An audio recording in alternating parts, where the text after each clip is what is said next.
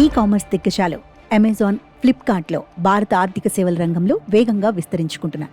సంప్రదాయ బ్యాంకులను సవాలు చేస్తూ చిన్న వ్యాపారులు, వినియోగదారులే లక్ష్యంగా సరికొత్త రుణ ఉత్పత్తులను అందించేందుకు సిద్ధమయ్యాయి. బ్యాంకింగేతర సంస్థ ఎక్సియోను కొనుగోలు చేసిన అమెజాన్ ఇప్పుడు చిన్న వ్యాపారులకు రుణాలను ఇవ్వాలని ప్రణాళికలు రచిస్తోందని అంతర్జాతీయ మీడియా సంస్థలు వెల్లడించాయి. భారత చిన్న వ్యాపారులకు రుణాలివ్వడంపై Amazon buy now pay later ఉత్పత్తులను అందించాలని ఫ్లిప్కార్ట్ భావిస్తున్నట్టు సమాచారం. ప్రస్తుతం భారత్లో రుణవృద్ధి విస్తరణకు భారీ అవకాశాలు కనిపిస్తున్నాయి. ముఖ్యంగా పెద్ద నగరాలకు బయట ఉన్న డిజిటల్గా చురుగ్గా ఉన్న వినియోగదారుల్లో, చిన్న వ్యాపారుల్లో రుణాలపై ఆసక్తి కనిపిస్తోందని అమెజాన్ ప్రతినిధి వెల్లడించారు. మర్చెంట్లకు, చిన్న వ్యాపారుల కోసం ప్రత్యేకంగా సిద్ధంగా చేసిన రుణ ఉత్పత్తులను అందిస్తామని అన్నారు. నగదు నిర్వహణ సామర్థ్యాలను పెంచేలా చేస్తామని వివరించారు.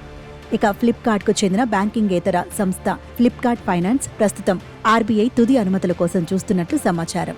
3 నుంచి 24 నెలల పాటు నో కాస్ట్ మంత్లీ ఇన్స్టాల్మెంట్ లోన్లు, మన్నికైన వినియోగదారు వస్తువులకు 18 నుంచి 26% వార్షిక వడ్డీతో రుణాలను ఇవ్వాలని ఫ్లిప్కార్ట్ యోచిస్తున్నట్లు తెలుస్తోంది.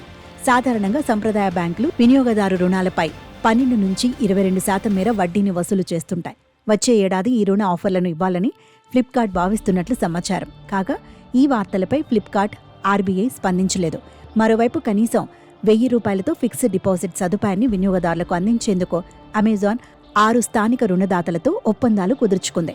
ఈ భాగస్వామ్యాల ద్వారా చిన్న మొత్తాలతో కూడిన సేవింగ్స్ ఉత్పత్తులను కూడా మార్కెట్లోకి తీసుకువచ్చేందుకు అమెజాన్ సిద్ధమవుతున్నట్లు తెలుస్తోంది.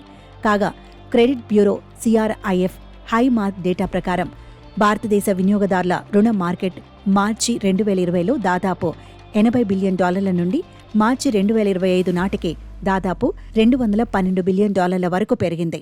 అయితే ఇటీవలి త్రైమాసికాల్లో ఇది కాస్త తగ్గింది.